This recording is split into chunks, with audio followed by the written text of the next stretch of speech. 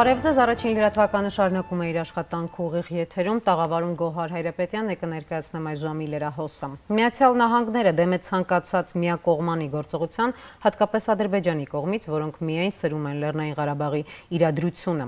Այս մասին Սենատում բյուջետային լսումների ժամանակ հայտարարել է պետքարտուղար Էնթոնի Բլինքենը։ Նրա խոսքով Վաշինգտոնը մշակում է վստահության ամրապնդման տարբեր միջոցներ։ Բլինքենը ասել է, որ կողմ են Լեռնային Ղարաբաղում Ադրբեջանի եւ Հայաստանի միջև հակամարտության երկարաժամկետ կարգավորմանը։ Նա հիշեցրել է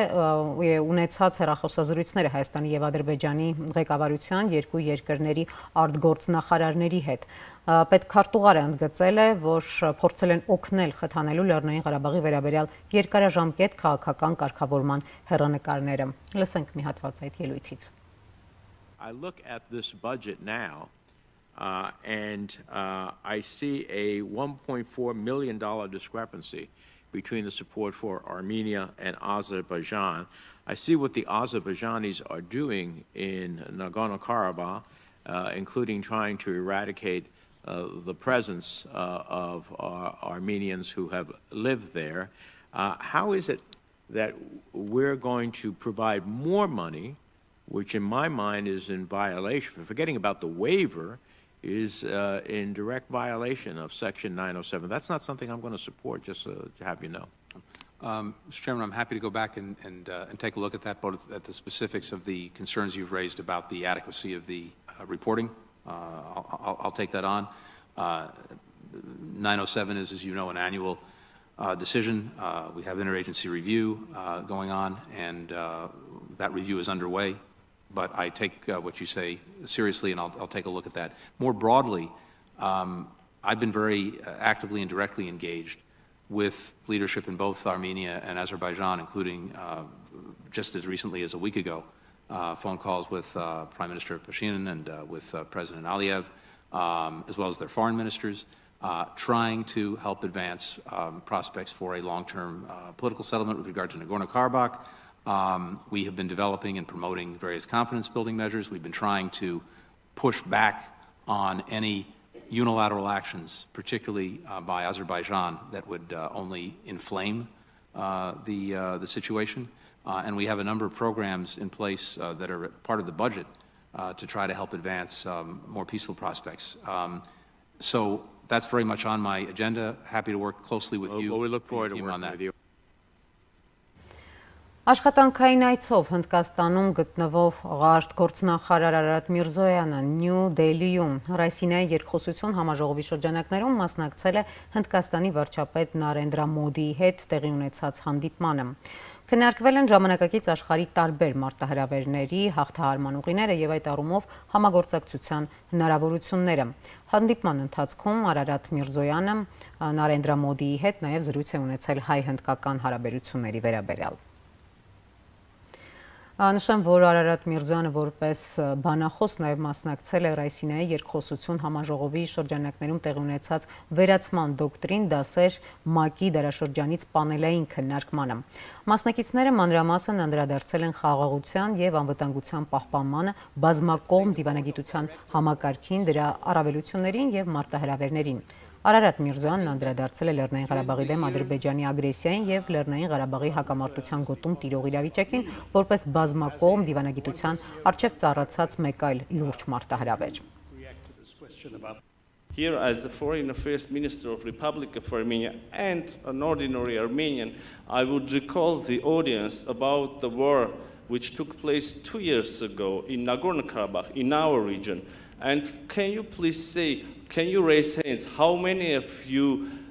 knew about it? How many of you spoke about it? And how many of you demanded from the United Nations to act, to prevent new ethnic cleansing of Armenians against Armenians in Nagorno-Karabakh?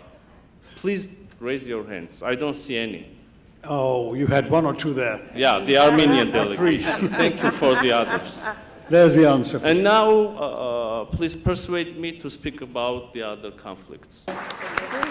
Thank you very much. Thank you. And let me now, as Հատկապես հետպատերազմական ժամանակաշրջանում Ադրբեջանը, Վրաստանը եւ Հայաստանը լավ հնարավորություններ ունեն եռակողմ ձևաչափով փոխգործակցության համար եւ ադրբեջանական կողմը պատրաստ է դրան։ Այս մասին հայտարարել է Ադրբեջանի նախագահ Իլհամ Ալիևը Վրաստանի արտգործնախարար Իլիա Դարչիաշվիլիի հետ Բաքվում տեղի ունեցած հանդիպմանը։ Ալիևը շեշտել է, որ Բաքուն ու Թբիլիսին ընդհանուր տեսակետներ ունեն Հարավային Կովկասի զարգացման վերաբերյալ։ Ադրբեջանի նախագահի խոսքով Վրաստանը նույնպես կիսում է այս դիրքորոշումը եւ հույս է հայտնել, որ Հայաստանը կհասկանա, որ սա տարածաշրջանում կայունության եւ անվտանգության հաստատման միակ ճանապարհն է։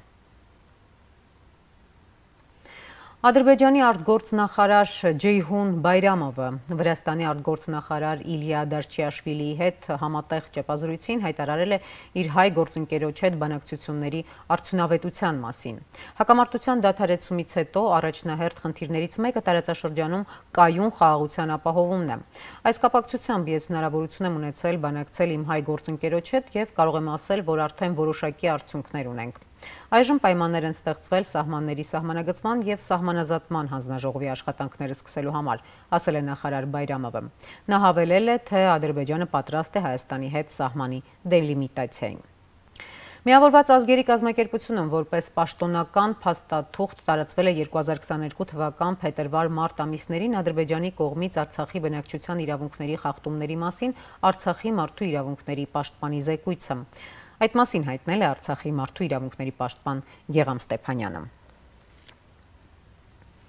Թուրքիայի նախագահ Ռեջեփ Թայիփ Էրդողանը Ռամադան ընթրիք է կազմակերպել Թուրքիայում ազգային եւ կրոնական փոքրամասնությունների առաջնորդների համար։ Պոլսո հայոց պատրիարքարանի կայքի փոխանցմամբ միջոցառմանը ներկայ է եղել Պոլսո հայոց պատրիարք Սահակ arczepiskopos Մաշալյանը։ Ներկայացված լուսանկարներում երևում է, որ Թուրքիայի նախագահը սեղանի շուրջ նստած է եղել հայոց պատրիարքի կողքին։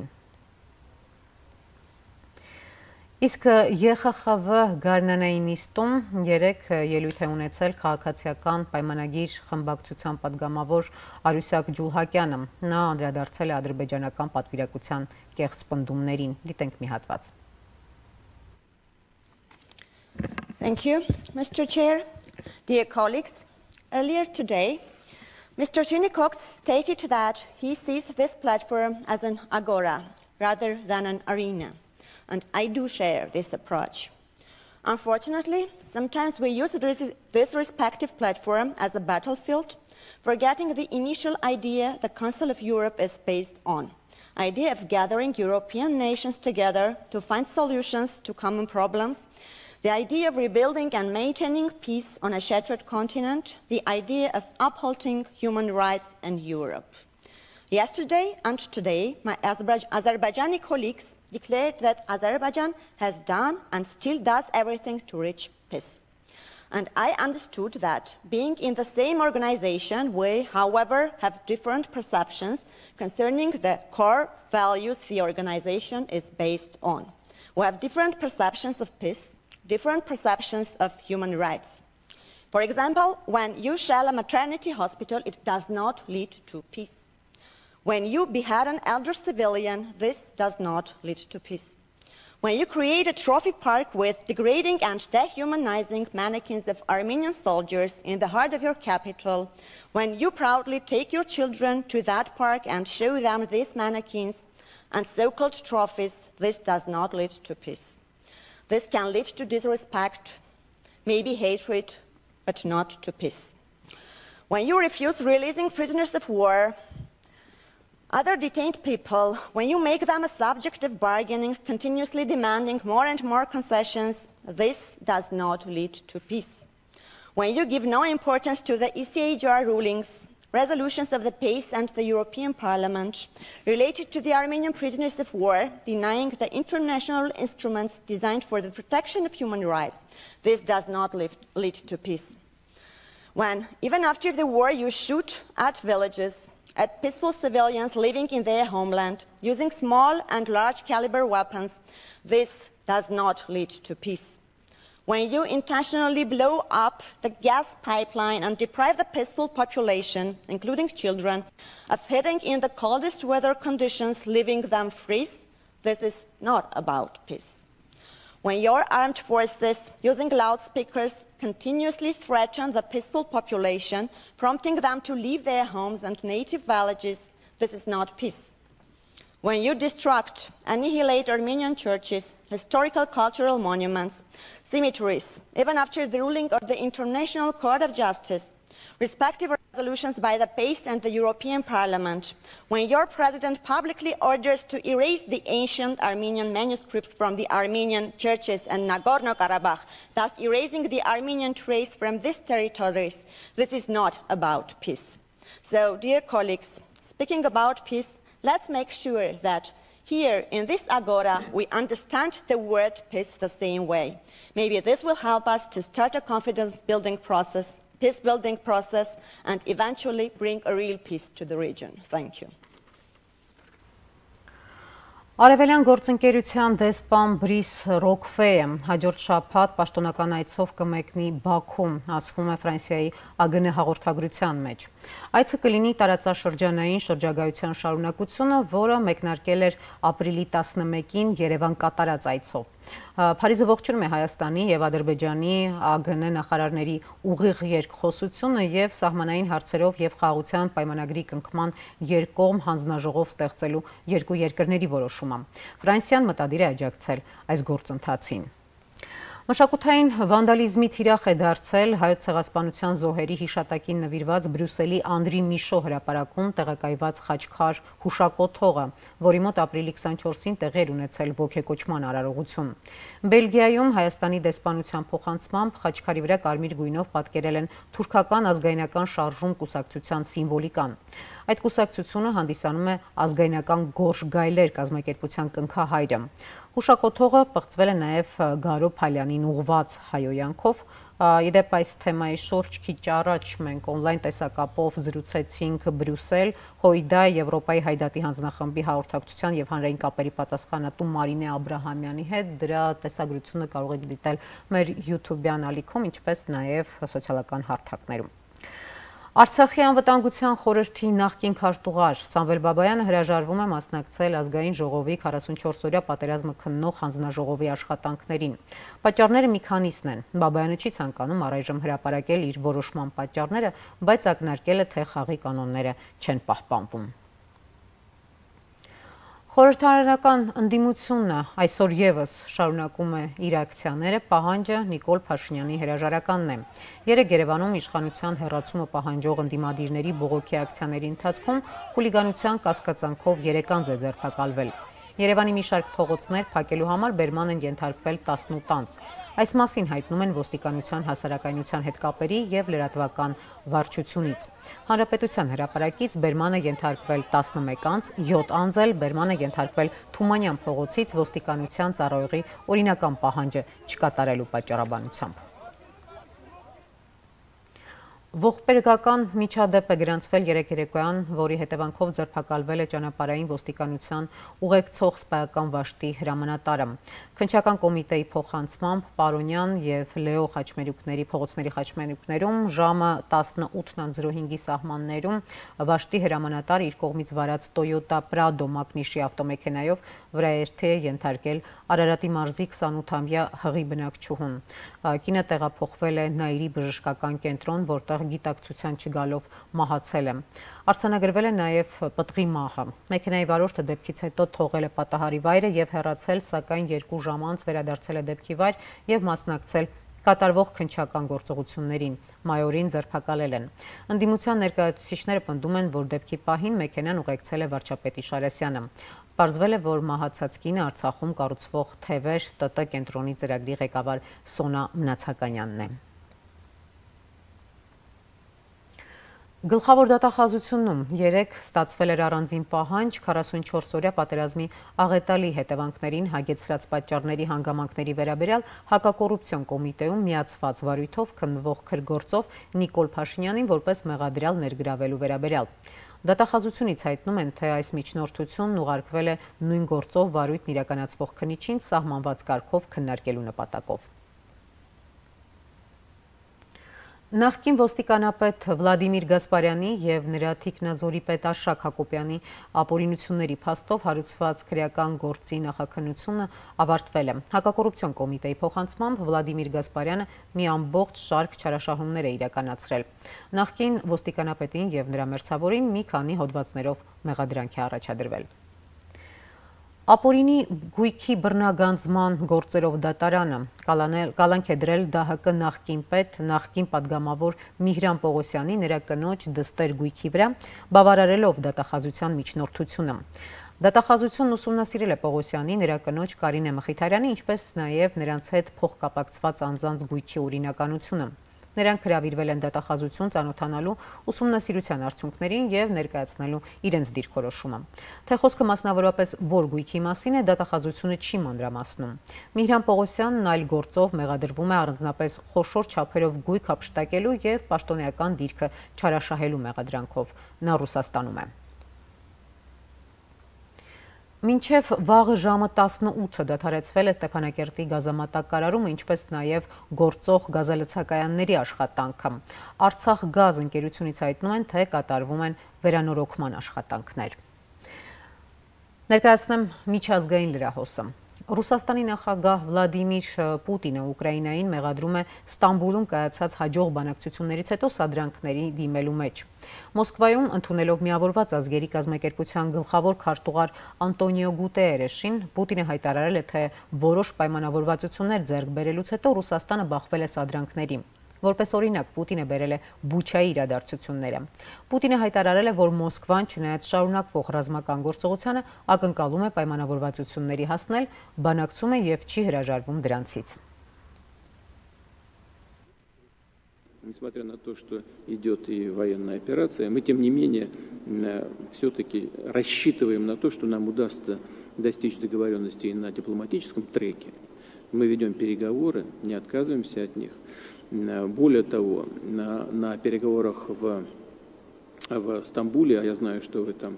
только что были, я сегодня только разговаривал с президентом Эрдоганом, нам удалось добиться достаточно серьезного прорыва, потому что требования безопасности, международной безопасности Украины, наши украинские коллеги не стали связывать с таким понятием, как международно признанные границы Украины, вынеся за скобки Крым, Севастополь и вновь признанные Россией республики Донбасса, с определенными оговорками. Но, к сожалению, после достижения этих договоренностей и после наших, на мой взгляд, достаточно ясно продемонстрированных намерений создать благоприятные условия для продолжения переговоров, мы столкнулись с провокацией в населенном пункте Буча, к которому российская армия не имеет никакого отношения. Мы знаем, кто это делал. Мы знаем, кто готовил эту провокацию, какими средствами, что за люди работали над этим. И позиция наших переговорщиков с Украиной по дальнейшему урегулированию, она кардинально после этого изменилась. Они отошли от своих прежних намерений вынести за скобки вопросов гарантии безопасности, вынести и на территории Крыма, Севастополя и республик Донбасса. Они просто от этого отказались. И в своем проекте соглашения на этот счет нам представленном просто указали в 2 статьях, что эти вопросы должны решаться на встрече глав государств. Но для нас понятно, что эти вопросы, если мы отнесем их на уровень глав государств, не решив их предварительно, хотя бы в рамках проекта соглашения, для нас ясно, что они никогда решены и не будут в этом случае подписываться под гарантиями безопасности, не решив вопрос территориального характера в отношении Крыма, Севастополя и Республики Донбасса, мы просто не можем. Սպիտակ տան խոսնակ Ջեն Պսակին հերթական ճեպազրույցում պատասխանել է միջուկային պատերազմի հնարավոր մեկնարկի մասին խոսակցություններին։ Պսակին ասել է, որ միջուկային պատերազմում հաղթանակ չի կարող լինել։ Նրա խոսքով Վաշինգտոնը կոչ է անում մեղմացնել հռետորաբանությունը։ Ավելի վաղ Պենտագոնի ղեկավար Լոյդ Օսթինը հայտարարել էր, որ միջուկային պատերազմ սկսվելու հավանականության մասին խոսակցությունները ոչ արդյունավետ են։ Նա նման հռետորաբանությունն անվանել է շատ վտանգավոր։ Օսթինը հավելել է, որ Վաշինգտոնը պատրաստ է անել հնարավորը միջուկային պատերազմից խուսափելու համար։ Իսկ Պենտագոնի ներկայացուցիչ Ջոն Քիրբին կարծում է, թե Ռուսաստանն արդեն ունի թուլացած բանակ եւ թուլացած պետություն է հարևան Ուկրաինայի դեմ պատերազմից հետո։ Մենք ցանկանում ենք, որ Ռուսաստանը հետագայում այլևս չկարողանա սպառնալ իր հարևաններին։ Երկրի տնտեսությունը քայքայված է, նրա ռազմական ուժերը շատ առումներով սպառվել են, ոչ ամբողջությամբ, բայց անկասկած զոհեր են ունեցել եւ կորուստներ են կրել Ուկրաինա ներխուժման ժամանակ, ասել է նա։ Թուրքիան հույս ունի, որ Ռուսաստանի եւ Ուկրաինայի նախագահներ Վլադիմիր Պուտինի եւ Վլադիմիր Զելենսկու հանդիպումը կկայանա մոտ օրերս։ Այս մասին ասել է Թուրքիայի ազգային պաշտպանության նախարար Հուլուսի Աքարը Գերմանիայի Ռամշտայն ավիաբազայում արևմուտքի կողմից Կիևին ռազմական օգնություն տրամադրելու վերաբերյալ խորհրդակցությունների արդյունքներով։ Մենք հուսով ենք, որ չնայած որոշ դժվարություններին առաջիկա օրերին նախագահ Էրդողանի առաջարկների շնորհիվ երկու ղեկավարները կկարողանան հանդիպել, ասել է Աքարը։ Լեհական դատախազությունը հաղորդել է լրտեսության մեղադրանքով Ռուսաստանի եւ Բելարուսի քաղաքացիների ձերբակալության մասին։ Ռուսը եւ Բելարուսը ձերբակալվել են Բելոստոկում օտարերկրյա հետախուզության օգտին լրտեսության մեղադրանքով։ Ռազմական հակահետախուզական ծառայության տվյալներով լրտեսները տեղեկություններ են հավաքել զորամասերի, կադրային իրադրության, ինչպես նաև դաշնակցային զորքերի ստորաբաժանումների վերաբերյալ։ Նրանք երկուսն էլ երկար տարիներ բնակվել են Լեհաստանում, ասվում է հաղորդագրության մեջ։ ՄԱԳԱՏԵ-ի ղեկավար Ռաֆահել Գրոսին հայտարարել է, որ ռուսական օկուպացիայից հետո Չեռնոբիլի ատոմակայանի տարածքում ճառագայթման մակարդակը աճել է եւ իրավիճակը համարվում է շատ վտանգավոր։ Գրոսին ատոմակայան է ժամանել 1986 թվականին կայանում տեղի ունեցած աղետի տարելիցի օրը։ Ռուսական զորքերը Չեռնոբիլի ատոմակայանի տարածքը գրավել էին փետրվարի 24-ին, ապա մարտի վերջին այնտեղից հեռացել։ Ուկրաինայի ատոմակայաններում Ռուսաստանի գործողությունները մարդկությանը սպառնում են նոր աղետով։ Այս մասին նշել է Ուկրաինայի նախագահ Վլադիմիր Զելենսկին։ Նա նկատել է, որ երեք ռուսական զինուժը 3 հրթիռ է արձակել Զապորոժիեի, Խմելնիցկի եւ հարավ-ուկրաինական ատոմակայանների մերձակայքում։ Գլոբալ վերահսկողություն է պետք սահմանել ռուսական միջուկային տեխնոլոգիաների նկատմամբ, ասել է Զելենսկին։ Більшості росіян доведеться заплатити бідністю за агресивну політику керівництва їх держави. І кожного, я підкреслюю це, кожного воєнного злочинця і колаборанта ми встановимо, знайдемо і притягнемо обов'язково до відповідальності. Чим довше і жорстокіше буде ця війна, тим більше ресурсів буде витрачено не тільки нами, але й світом на встановлення справедливості і покарання всіх винних. Настане час, коли і Росії доведеться визнати, що мир потрібен.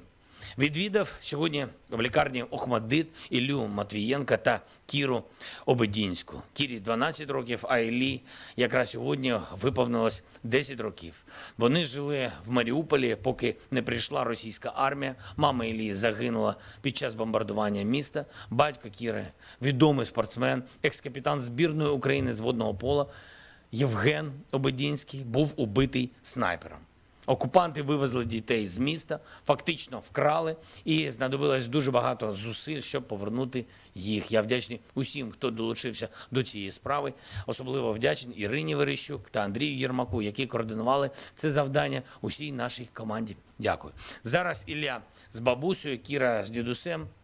єдиними рідними людьми, які у них залишилось. Допоможемо їм усім, чим потрібно, допоможемо підняти дітей. І ми обов'язково зробимо все, щоб повернути усіх наших українських діточок в Україну. Хай в Росії ніхто не сподівається, що Україна забуде чи пробачить викрадення наших дітей, депортацію наших громадян і знищення Маріуполю. Також подякував лікарям Охмаддиту за їхню працю, за те, що вони за будь-яких обставин рятують життя і стараються відновити у дітей відчуття миру. Дуже дякую вам, шановні наші лікарі.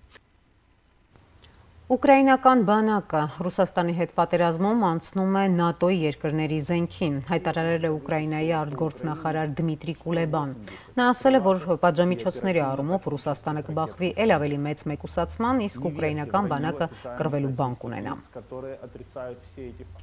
Պատերազմի մեկնարկից ի վեր Ռուսաստանում զոհվել է 200 Ուկրաինայում զոհվել է 217 երեխա, վիրավորվել է 391-ը։ Նրանց մեծ մասը վիրավորվել է Դոնեցկի, Կիևի եւ Խարկովի մարզերում։ ՄԱԿ-ի մարդու իրավունքների գերագույն հանձնակատարի գրասենյակը հրապարակել էր Ուկրաինայում ռազմական գործողությունների հետևանքով խաղաղ բնակչության շրջանում զոհերի թվի գնահատականը։ Համաձայն այդ հաշվարկի զոհվել է 2665 խաղաղ բնակիչ, որից 195-ը երեխաներ։